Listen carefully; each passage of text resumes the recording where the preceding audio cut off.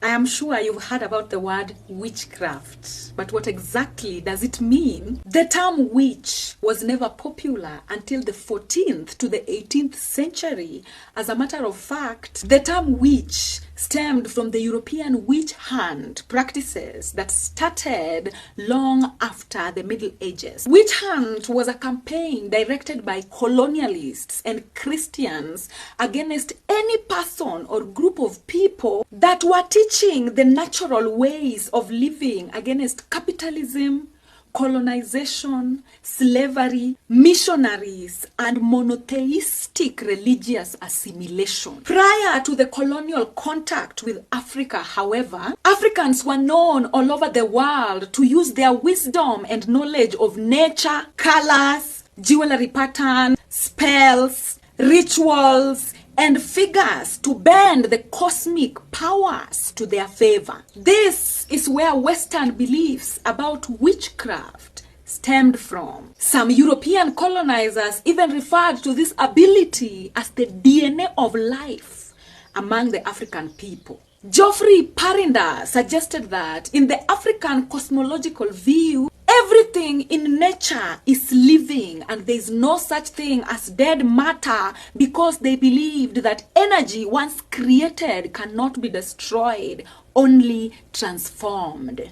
Ancient African spirituality believed that only 5% of the world is visible to the naked eye. They believed that 95% of the unseen mystical forces are neither evil nor good, just like all the other visible things at the human disposal, but they can all be used to help or harm. This man also suggested that the main reason why the European Christianity failed to explain the African juju adequately to the whole world was because the European missionaries and colonizers had zero time to spend in trying to understand the African spirituality, so they just labeled the African traditional practices as pagan in an attempt to dodge addressing the African traditions and values that were in direct opposition to the same Bible they were hawking. All the African practices that were labeled as pagan therefore went